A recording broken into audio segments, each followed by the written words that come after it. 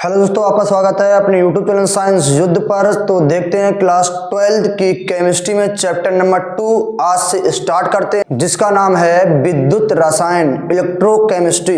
तो इसको बहुत ही अच्छे तरीके से डिफाइन करेंगे और आप बने रहिए मेरे चैनल के साथ और अपनी स्टडी को लगातार जारी रखिए, जिससे आपकी बोर्ड में बेहतर से बेहतर अंक आ जाएं। और तो ज़्यादा समय न लेते हुए अपने वीडियो को स्टार्ट करते हैं। तो देखते हैं चैप्टर 2 जो है आपका क्या है, यहाँ लिख लीजिए चैप्टर 2। चैप्टर 2 कौन सा आपका है? इलेक्ट्रोकेमिस्ट्री। इलेक्ट्रोकेमिस्ट्री, ठीक है, इलेक्ट्रोकेमिस्ट्री है। हिंदी में कहते हैं विद्युत रसायन। क्या कहते हैं? विद्युत रसायन, ठीक है। आप सभी लोग बहुत ही अच्छे तरीके से देखिए, चैप्टर 2 आपका है इलेक्ट्रोकेमिस्ट्री, विद्युत रसायन, ठीक है। तो अब सभी लोग पहले चैप्टर के बारे में समझ लीजिए कि इलेक्ट्रोकेमिस्ट्री क्या होता है, विद्युत रसायन क्या होता है। बहुत ही आसान शब्दों में आपको समझाएंगे, तो सभी लोग अपनी कॉपी में हेडिंग लगा लें विद्युत रसायन। तो सभी लोग अपनी कॉपी में हेडिंग लगा लें विद्युत रसायन। तो हेडिंग लगा लिया आपने। अब इसकी परिभाषा को बहुत ही आसान शब्दों में समझिए कि विद्युत रसायन क्या होता है। सुनिए, रसायन विज्ञान की वह शाखा, रसायन विज्ञान की वह शाखा जिसमें विद्युत ऊर्जा को रसायन ऊर्जा में तथा रसायन ऊर्जा को विद्युत ऊर्जा में परिवर्तित किया जाता है, विद्युत रसायन कहलाता है। एक बार पुनः इसको अच्छे तरीके से समझ लीजिए। रसायन विज्ञान की वह शाखा जिसमें रसायन ऊर्जा को विद्युत ऊर्जा में तथा विद्युत ऊर्जा को रसायन ऊर्जा में परिवर्तित किया जाता है, विद्युत रसायन कहलाता है, इलेक्ट्रोकेमिस्ट्री कहलाता है, ठीक है। अब इसको आप उदाहरण के हिसाब से समझिए। जैसे मैं आपसे कह रहा हूं कि आप एक पात्र लीजिए। आप एक क्या करना है, आपको एक पात्र लेना है और उस पात्र में समथिंग आप 5 लीटर पानी भर लीजिए। उस पात्र में आप 5 लीटर पानी भर लीजिए। इसके बाद में उसी पात्र में आपको 1 किलो नमक डालना है। क्या डालना है? 1 किलो नमक डालना है। तो और इसके बाद 2 मेटल के तार लेने हैं आपको, 2 मेटल के वायर लेने हैं आपको। वो कोई से भी मेटल हो, धातु होना चाहिए, ठीक है, जो इलेक्ट्रॉन डोनेट करते हों, ठीक है। तो 2 मेटल के तार लेने हैं और उन दोनों धातुओं के तारों को आपको उसी पात्र में डालना है जिस पात्र में आपने पानी और नमक का घोल बनाया है। इसके बाद में उन दोनों धातुओं के तारों को आप अपने जीभ में थोड़ा सा टच करिए, तो आपको विद्युत महसूस होगा, ठीक है, कि विद्युत धारा इसमें उत्पन्न हो रही है, करंट इसमें बन रहा है। तो ये आपने क्या किया है, इस प्रैक्टिकल से आपको क्या सीख मिली है कि आपने रसायन ऊर्जा से विद्युत ऊर्जा में परिवर्तन किया है। आपने रसायन ऊर्जा से विद्युत ऊर्जा में परिवर्तन किया है। क्यों? क्योंकि वाटर भी रसायन है, नमक भी क्या है? रसायन है। तो रसायन ऊर्जा से आपने विद्युत ऊर्जा में परिवर्तन कर दिया है। तो इसी को हम इलेक्ट्रोकेमिस्ट्री कहते हैं, ठीक है। तो बहुत ही अच्छे तरीके से मैंने इसकी आपको परिभाषा समझा दी है। अब सुनिए ध्यान से। अब आपको क्या करना है, अगली नेक्स्ट हेडिंग लगानी है दूसरी, जो मोस्ट इंपॉर्टेंट है क्लास 10th और 12th दोनों क्लासों के लिए, ठीक है। कौन सी हेडिंग है? रेडॉक्स अभिक्रिया।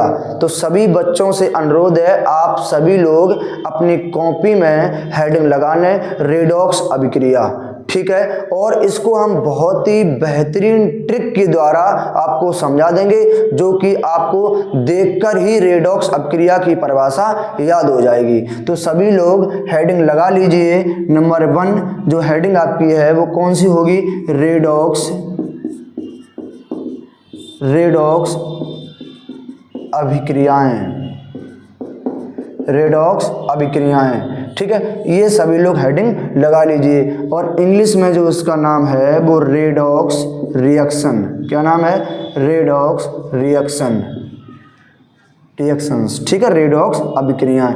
अब सुनिए हम इसी से इसकी ट्रिक बनाते हैं। कैसे बनाएंगे देखिए ध्यान से।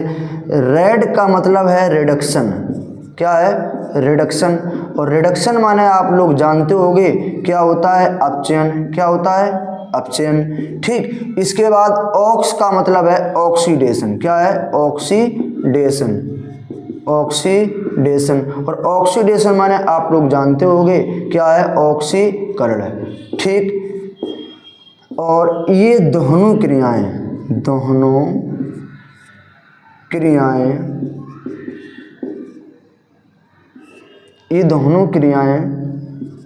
साथ साथ होना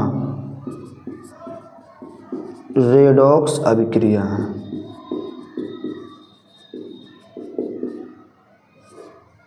ठीक है, तो बहुत ही आसान ट्रिक मैंने इसकी बनाकर तैयार कर दी है, आप लोग देखिएगा।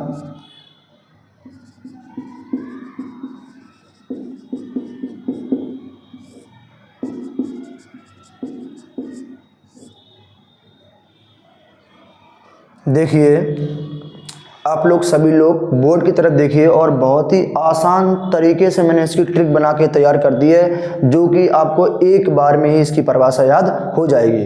तो क्या इसकी परिभाषा है, वे अभिक्रियाएं जिनमें अपचयन और ऑक्सीकरण दोनों क्रियाएं साथ साथ होती हैं उन्हें रेडॉक्स अभिक्रियाएं कहते हैं।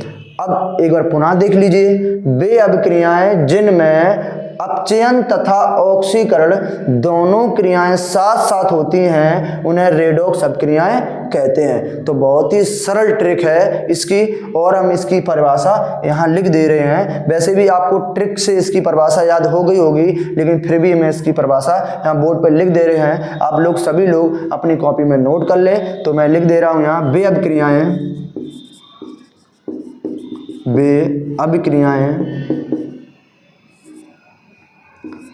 जिनमें अपचयन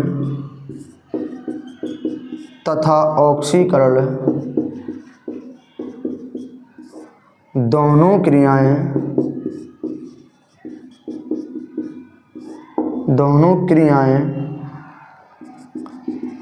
साथ साथ होती हैं उसे रेडॉक्स रिएक्शंस या अभिक्रियाएं कहते हैं। ठीक है, तो बहुत ही सरल इसकी परिभाषा है, आप सभी लोग इसको देख लीजिए। मैंने इसकी परिभाषा बोर्ड पे लिख दी है। क्या इसकी परिभाषा है, वे अभिक्रियाएं जिनमें अपचयन तथा ऑक्सीकरण दोनों क्रियाएं साथ में होती हैं उसे हम रेडॉक्स अभिक्रियाएं कहते हैं। तो बहुत ही सरल और ट्रिक के द्वारा इसको मैंने समझा दिया है। तो आप सभी लोग इसका स्क्रीनशॉट ले लें और बढ़ते हैं इस रेडॉक्स अभिक्रिया के एग्जाम्पल की तरफ। ठीक है,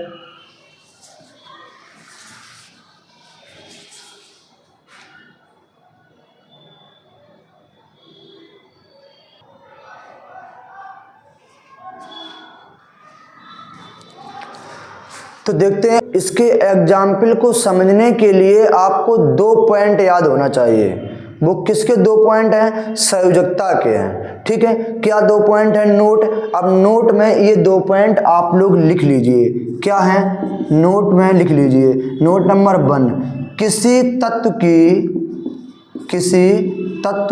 की संयोजकता का बढ़ना, किसी तत्व की संयोजकता का बढ़ना क्या कहलाता है, ऑक्सीकरण कहलाता है। क्या कहलाता है, ऑक्सीकरण कहलाता है। तो आप सभी लोग इस पॉइंट को लिख लीजिए और समझ लीजिए कि किसी भी तत्व की संयोजकता का बढ़ना क्या कहलाएगा, ऑक्सीकरण कहलाएगा। और नोट नंबर 2 क्या है, किसी तत्व की संयोजकता का घटना। ठीक, तो संयोजकता का घटना क्या कहलाएगा, अपचयन कहलाएगा। ठीक है, किसी भी तत्व की संयोजकता का बढ़ना ऑक्सीकरण कहलाएगा और किसी भी तत्व की संयोजकता का घटना अपचयन कहलाएगा। ठीक है, तो इन पॉइंट को आप लिख लीजिए, तभी इसका एग्जाम्पल आपको अच्छे से समझ में आएगा। ठीक है, तो देखिए, तो संयोजकता के बारे में और समझ लीजिए, किसी तत्व के अंतिम कक्षा में उपस्थित इलेक्ट्रॉनों की संख्या को संयोजकता कहते हैं। ठीक है, यानी किसी भी तत्व के अंतिम कक्षा में जितने इलेक्ट्रॉन हैं उन इलेक्ट्रॉनों की संख्या को क्या कहते हैं? संयोजकता कहते हैं। और संयोजकता निकालने के मुख्य रूप से 3 नियम होते हैं। उन नियमों के पालन के द्वारा ही किसी भी तत्व की संयोजकता आप ज्ञात कर सकते हैं। ठीक है, लेकिन मैं यहाँ आपको डायरेक्ट संयोजकता निकालने का तरीका बताऊंगा कि आप डायरेक्ट संयोजकता कैसे निकालेंगे। ठीक है, तो देखिए एग्जाम्पल की तरफ बढ़ते हैं इसके।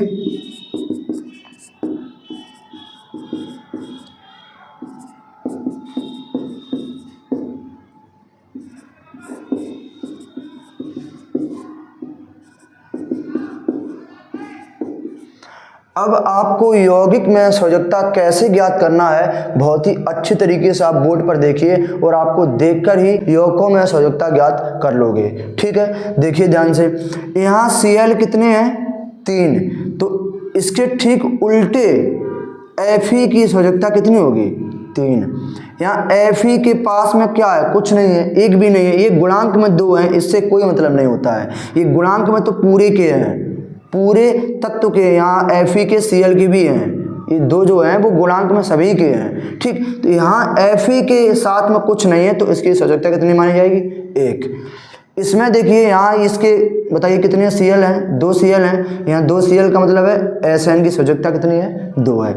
यहाँ Sn कितने हैं? 1 है, तो 1 इसकी संयोजकता कितनी हो जाएगी? 1 हो जाएगी। यहाँ Cl 2 है, तो यहाँ Cl 2, तो Fe की संयोजकता कितनी है? 2 है। यहाँ Fe 1 है, तो इसकी कितनी हो जाए? 1 हो जाए। यहाँ Cl 4 है, तो Sn कितनी हो जाए? यहाँ 4 हो जाएगी इस यौगिक में, और यहाँ कितने हैं? 1, तो यहाँ 1 हो जाएगी। ठीक है, यानी प्रत्येक यौगिक में तत्व की संयोजकता अलग अलग ज्ञात होती है। ठीक है, तो अब देखिए ध्यान से अच्छे तरीके से, देखो एक चीज़ और आप समझ लीजिए, यहाँ नोट में क्या है कि अगर किसी तत्व की संयोजकता कम होती है, संयोजकता यहाँ लिख लीजिए, संयोजकता कम, ठीक है, तो उसमें हम अस का प्रयोग करते हैं नामकरण में। उस यौगिक का जब नामकरण करेंगे तो उसमें क्या लगाते हैं? अस लगाते हैं। और इसके बाद अगर संयोजकता ज़्यादा है, संयोजकता ज़्यादा है, तो क्या लगाएंगे? तो हम इक का प्रयोग करते हैं। किसका करते हैं? इक का। तो पहले हम इसके बारे में आपको समझा दे रहे हैं, फिर इसका नामकरण आपको करवा देंगे। ठीक है, तो अब देखिए ध्यान से, यहाँ Fe की संयोजकता जो है वो कितनी है? 3। और इसके बाद में यहाँ आप देखिए Fe की कितनी है? 2। तो बताइए इनकी संयोजकता बढ़ रही है कि घट रही है? 3 से 2 हो रही, तो घट रही है, यानी यहाँ लिख लीजिए घटना। और घटना बताइए, संयोजकता घटना मैंने नोट पॉइंट में क्या बताया है कि संयोजकता का घटना क्या कहलाता है? अपचयन। क्या कहलाता है? अपचयन। तो यहाँ लिख लीजिए अपचयन। ठीक, इसके बाद में यहाँ Sn की कितनी है? 2 है। जब Sn की 2 है तो बताइए यहाँ कितनी है? यहाँ Sn की 4 है। ठीक, तो 2 से 4 हो रही है, बढ़ रही है, तो यहाँ लिख लीजिए बढ़ना। बताइए क्या है? बढ़ना। तो बढ़ना क्या कहलाएगा? ऑक्सीकरण। क्या कहलाएगा? ऑक्सीकरण। ठीक है, तो अच्छे तरीके से देखिए, अब इस रासायनिक अभिक्रिया में अपचयन और ऑक्सीकरण दोनों क्रियाएं कैसी हो रही हैं? साथ में हो रही हैं। ठीक है, एक का अपचयन हो रहा है और एक का ऑक्सीकरण हो रहा है, तो दोनों क्रियाएं कैसी हो रही हैं? साथ में हो रही हैं। जब दोनों क्रियाएं साथ में हो रही हैं तो सीधी बात बताइए ये कैसा रिएक्शन है? ये रेडॉक्स रिएक्शन है। कैसा रिएक्शन है? रेडॉक्स रिएक्शन है। और आपने अभी इसकी परिभाषा पढ़ी है। क्या पढ़ी है? कि जिस रासायनिक अभिक्रिया में अपचयन और ऑक्सीकरण दोनों क्रियाएं साथ में होती हैं वह जो रासायनिक अभिक्रिया होती है वो रेडॉक्स अभिक्रिया कहलाती है। ठीक है, तो इसको आप लोग बहुत ही अच्छे तरीके से नोट कर लीजिए। और नाम कैसे करेंगे देखिए ध्यान से, ये आयरन है। ठीक है, अगर Fe पे संयोजकता 2 है तो इसमें हम अस लगाएंगे, और 3 है तो 1 लगाएंगे। तो बताइए क्या नाम हो जाएगा इसका? इसका अगर नामकरण करना है तो हो जाएगा फेरिक, और Cl को कहते हैं क्लोराइड, तो फेरिक का हो जाए क्लोराइड। इधर 2 है तो कम है, अस लगाएंगे, इसका नाम होगा स्टेनस। क्या नाम होगा? स्टेनस। और Cl क्या कहते हैं? क्लोराइड। तो स्टेनस क्लोराइड। अब बढ़ते हैं उत्पाद की तरफ। ये तो हो गए अभिकारक। अभिकारक क्या होते हैं? जो अभिक्रिया में भाग लेते हैं वो अभिकारक होते हैं, और जो अभिक्रिया के फलस्वरूप बन जाए वो उत्पाद होते हैं। तो अब आते हैं उत्पाद के नाम की तरफ। इधर देखिए 3 थी, इधर कितनी है? 2 है। तो बताइए जब 2 है तो Fe की संयोजकता 2 है, तो अस लगाएंगे क्योंकि यहाँ ज़्यादा थी तो 1 लगाया है, तो क्या नाम हो जाएगा? फेरस। और Cl को नाम क्या है? क्लोराइड। ही तो परमानेंट वही रहेगा। ठीक। इसके बाद इधर देखो, इधर आप कम थी तो अस लगाया, इधर ज़्यादा है तो क्या लगाना पड़ेगा? 1, तो हो जाएगा स्टेनिक। स्टेनिक और Cl का क्लोराइड। ठीक है, तो आप लोग समझ लीजिए और इसका स्क्रीनशॉट ले लीजिए। तो मैंने आज इलेक्ट्रोकेमिस्ट्री चैप्टर की शुरुआत बहुत ही बेसिक से, एकदम बेसिक से की है, जो कि आपको आगे की थ्योरी समझने में कोई प्रॉब्लम क्रिएट ना हो, ना ही आपको आगे के कॉन्सेप्ट समझने में कोई दिक्कत उत्पन्न हो। ठीक है, तो मैंने इसको बहुत ही बेसिक से 0 से स्टार्ट किया है और आपको एडवांस तक ले जाएंगे। तो आप लोग जुड़े रहिए मेरे चैनल के साथ। यदि कोई भी प्रॉब्लम अगर पढ़ने में क्रिएट हो रही है तो आप कमेंट बॉक्स में जवाब दीजिए, मैं उसका निदान करने की पूरी कोशिश करूँगा। ठीक है, तो मिलते हैं अब नेक्स्ट वीडियो में ऐसी ही आगे कॉन्सेप्ट के साथ और ट्रिक के साथ। जुड़े रहिए मेरे चैनल के साथ। जय हिंद।